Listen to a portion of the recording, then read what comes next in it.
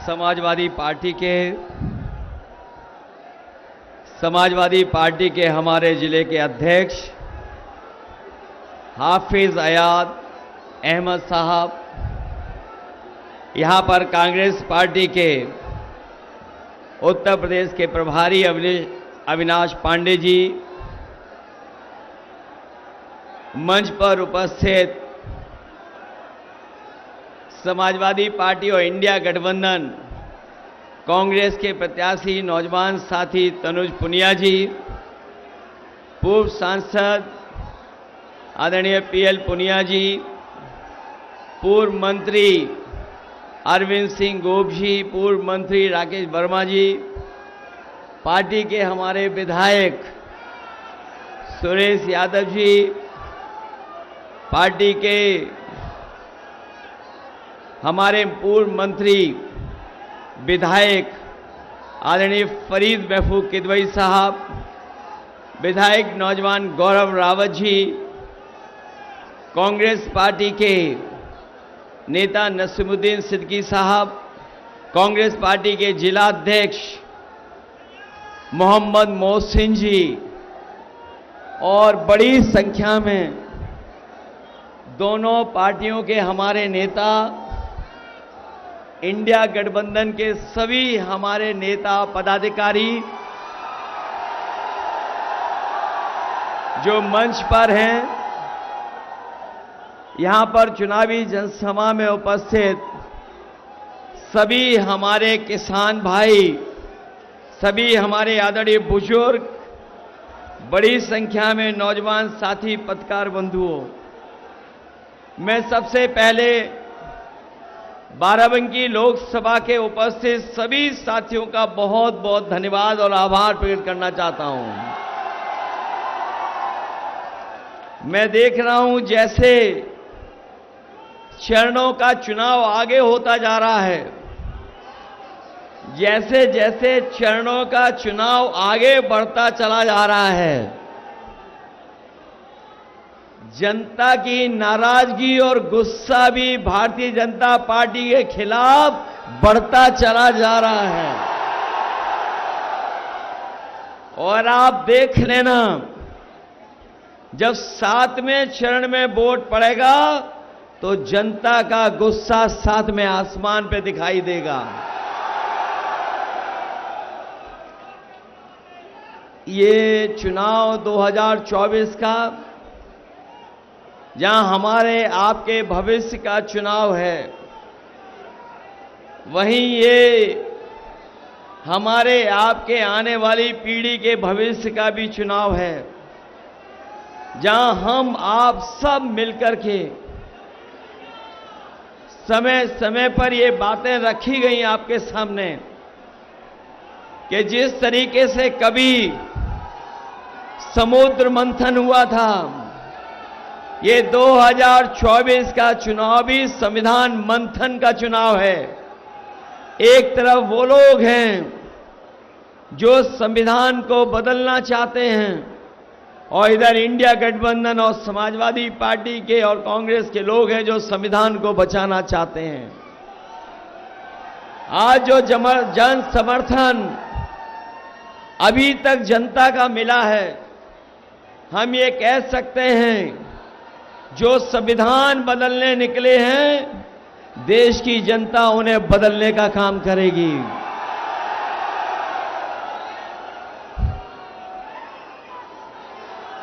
बाराबंकी का चुनाव तो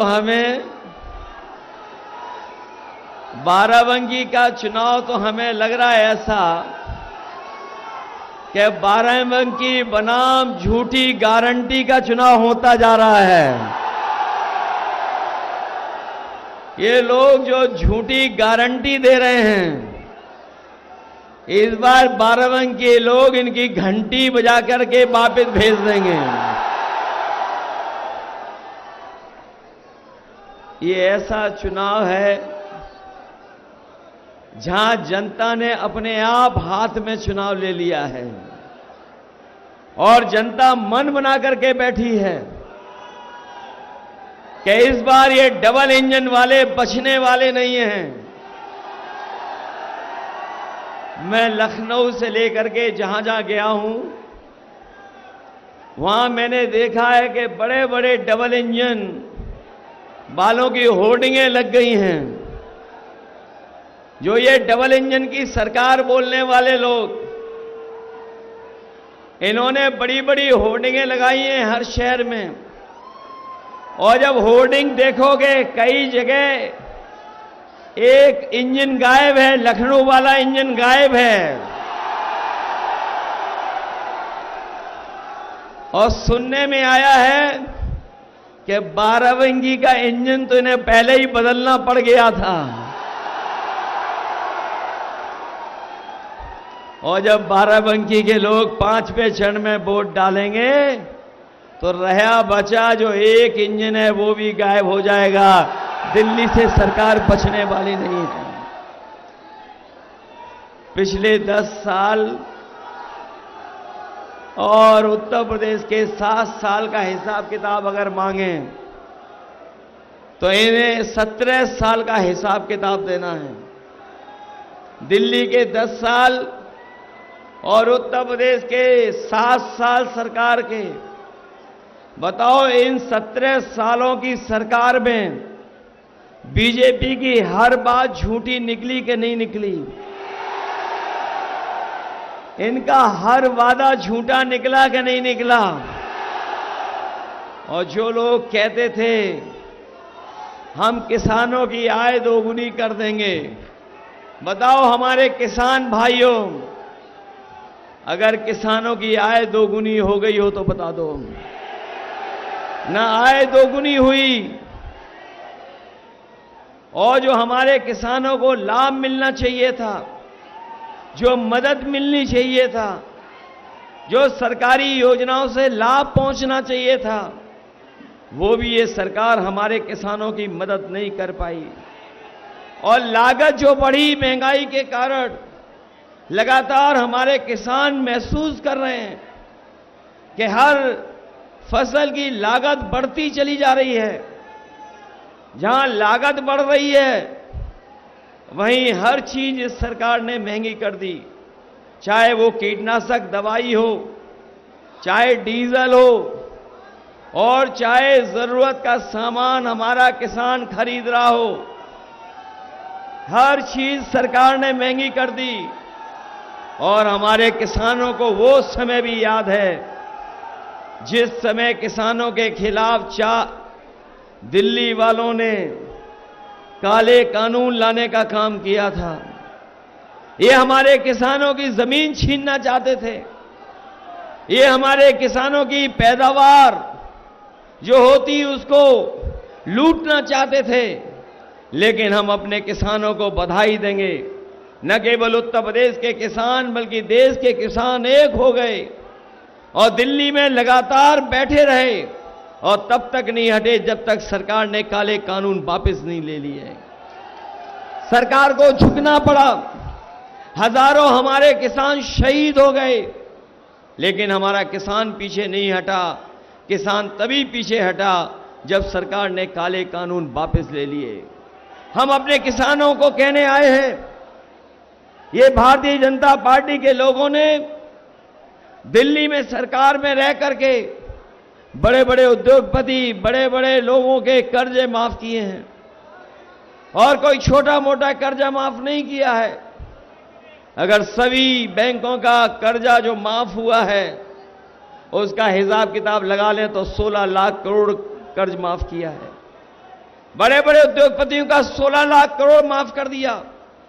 और जिस समय 16 लाख करोड़ रुपए माफ किए जा रहे थे, उस समय बीजेपी के सरकार के लोगों ने नियम बनाया कि जिनके भी बैंकों में जो पैसा उन्होंने लिया है और 5 करोड़ से ज्यादा का कर्ज लिया है, उन्हीं लोगों का कर्ज माफ होगा।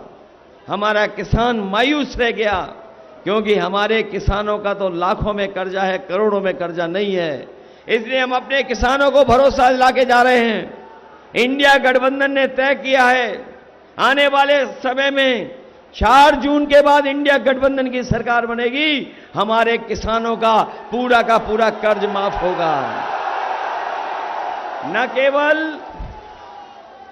किसानों का कर्ज माफ होगा, बल्कि हमारे किसान लगातार अपनी पैदावार, अपनी फसल का मूल्य मांगते रहे हैं, कीमत मांगते रहे हैं।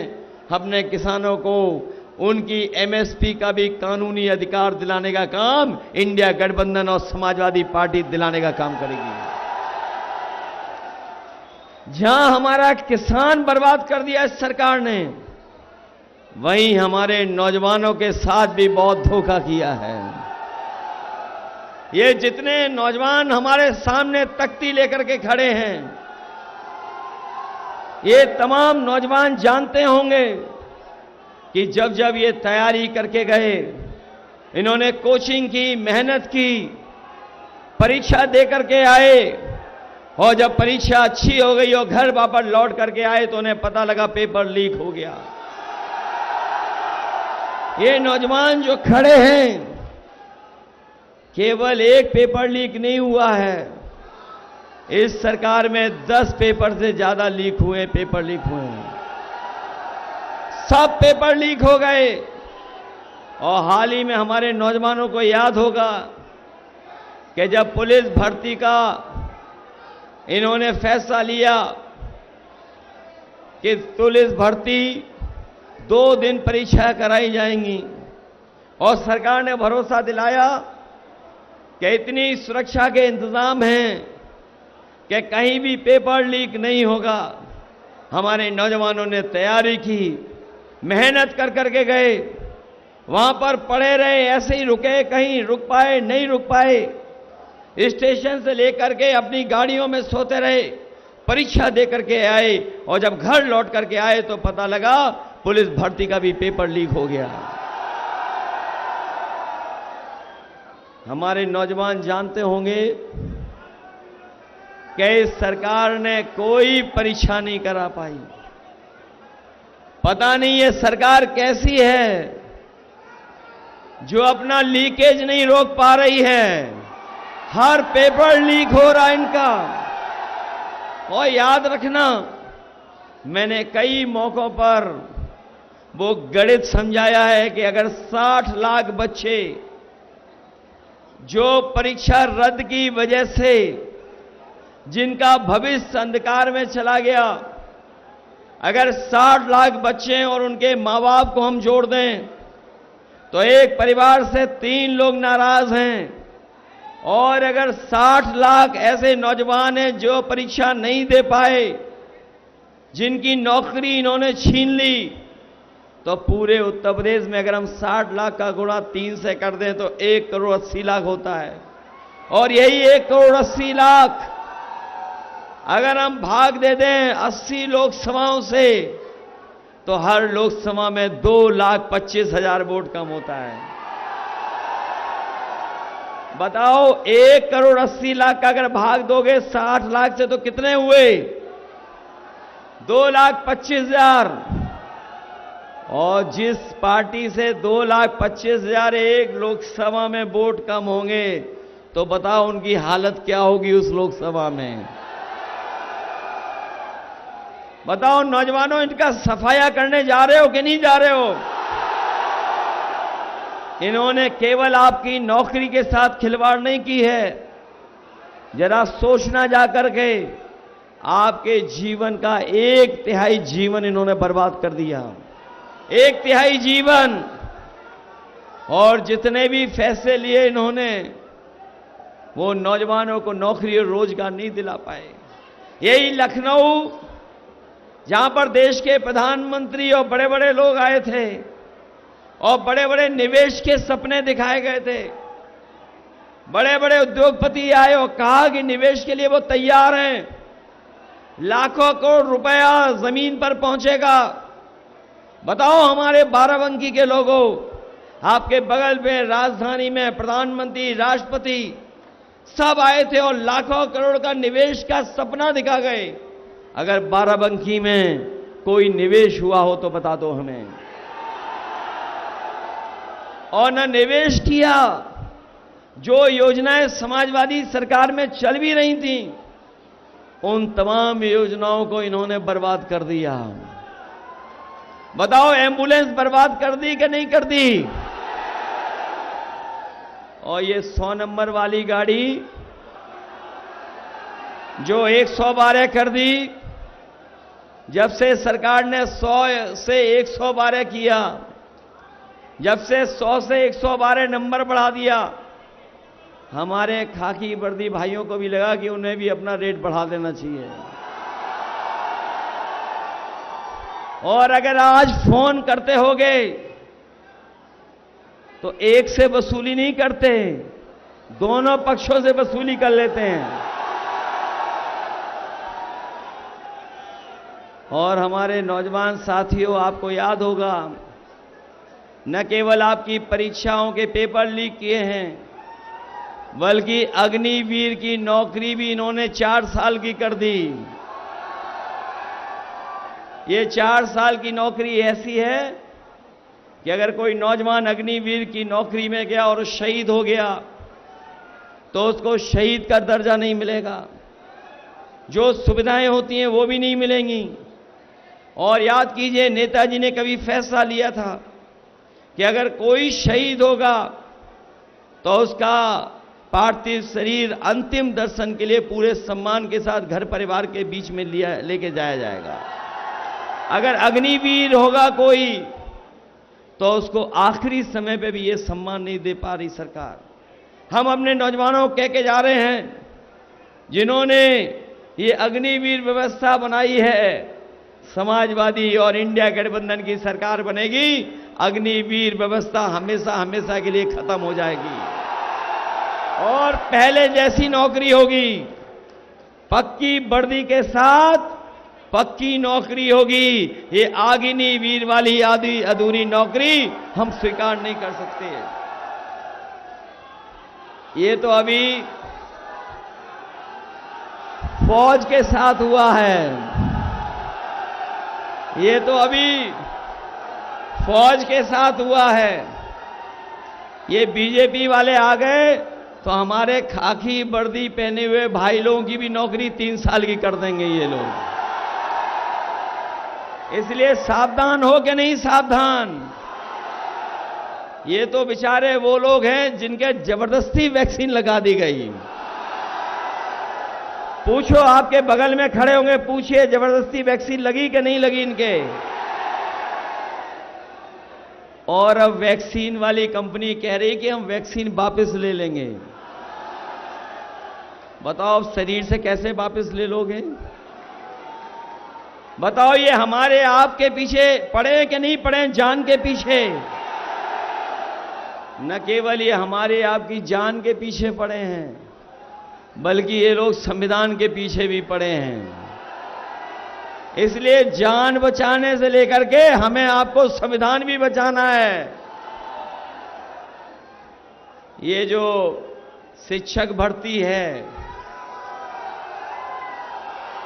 इस सरकार ने कोई शिक्षक भर्ती नहीं की, और अगर शिक्षक भर्ती हो भी गई होगी तो ये हमारे 69,000 वाले शिक्षक भर्ती वाले जानते होंगे इनके साथ कितना भेदभाव हुआ है। कितने सालों से ये लड़ रहे हैं और आज भी इनको न्याय नहीं मिला है। इनको न्याय नहीं मिला आज तक।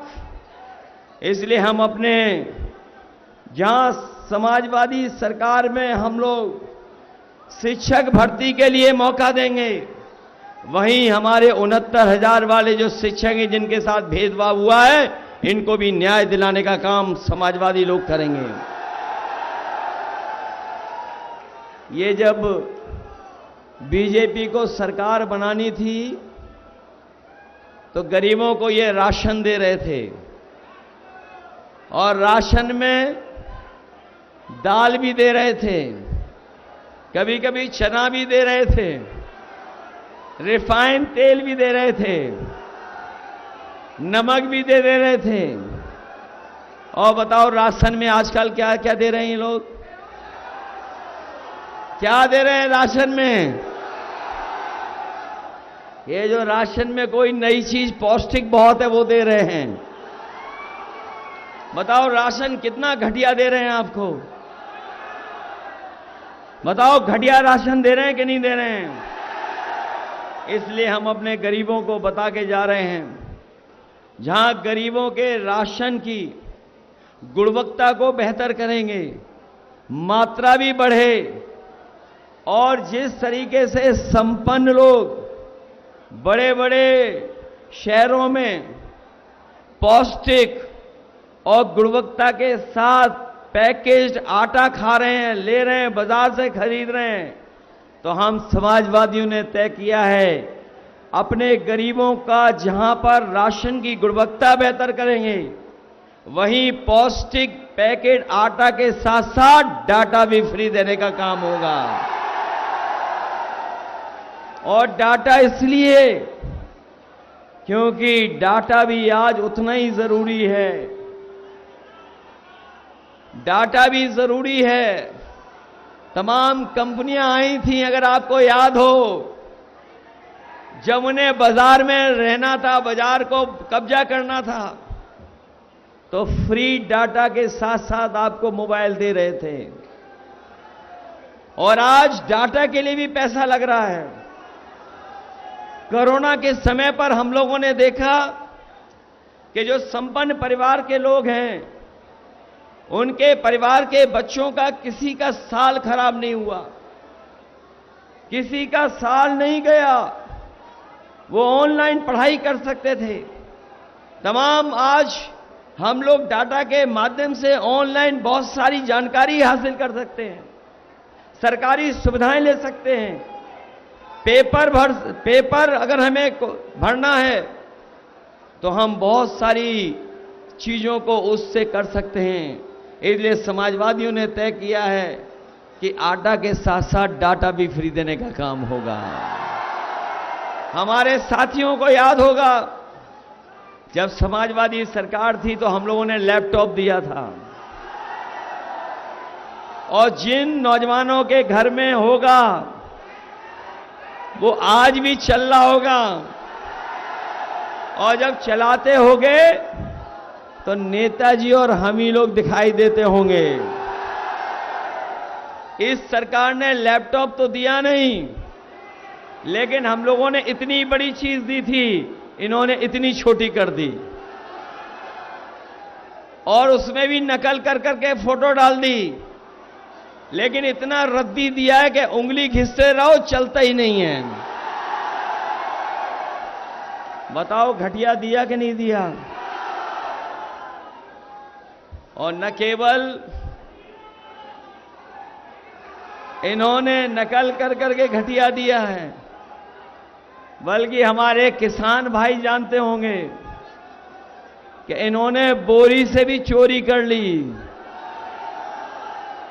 पहले बोरी से चोरी हुई 5 किलो की, और अभी बोरी से चोरी कितनी हो गई?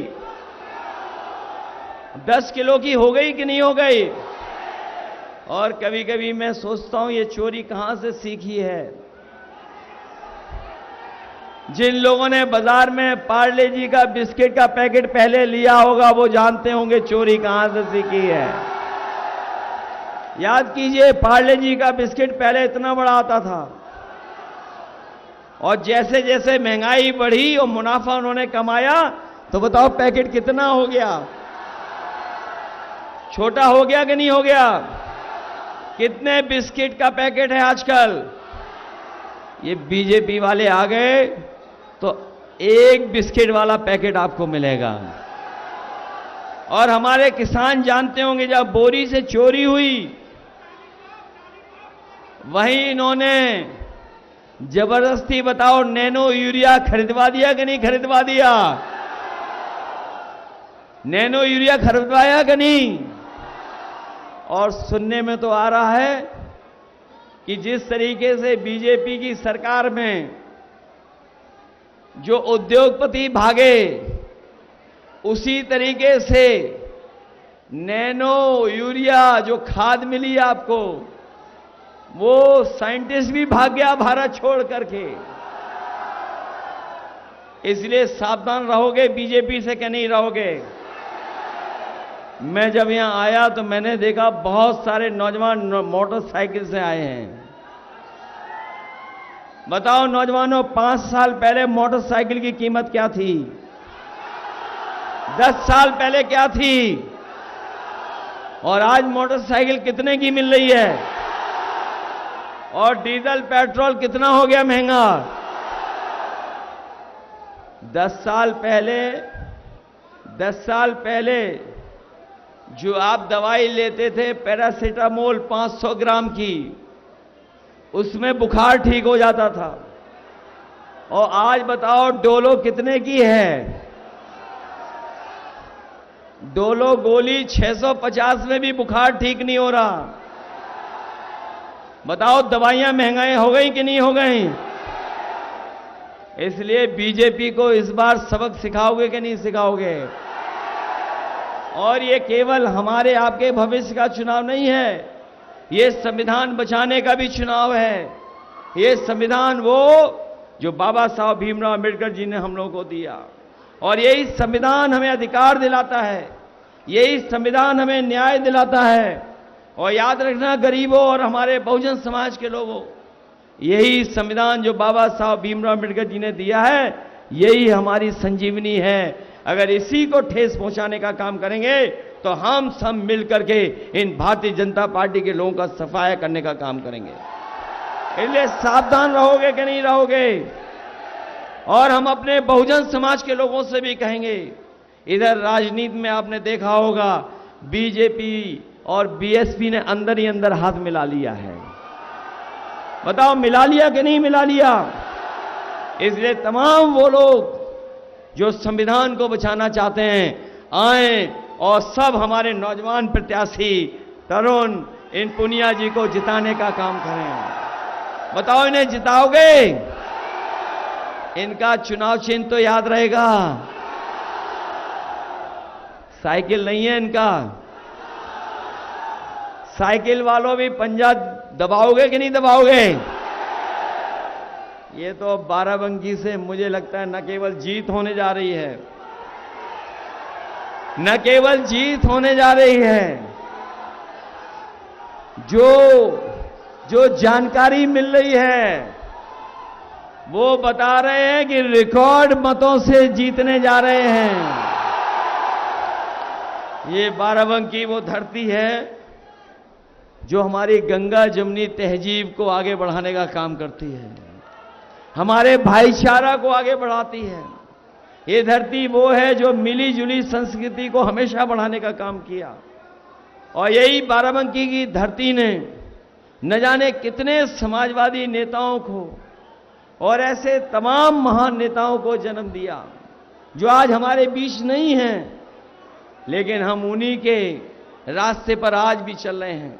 चाहे वो हमारे राम सेवक यादव जी हों, बेनी प्रसाद वर्मा जी रहे हों, अनंतराम जायसवाल जी रहे हों, और चाहे कांग्रेस के बहुत पुराने नेता जिन्होंने समाज को आगे बढ़ाने के लिए अपना पूरा जीवन लगा दिया, हम उनको याद करते हुए आप सबसे अपील करके जा रहा हूं कि ये 5वें चरण का चुनाव है। 4वें चरण में तो ये धराशायी हो ही जाएंगे, लेकिन 5वें, 6वें, 7वें में इन भारतीय जनता पार्टी के लोगों को आप सबक सिखाने का काम करना। और मेरा नौजवान सही कह रहा है कि बाय बाय बीजेपी वालों। बताओ इनका डबल इंजन फेल है कि नहीं है? जो यहां इंजन इन्होंने भेजा था वो बदलना पड़ा कि नहीं बदलना पड़ा?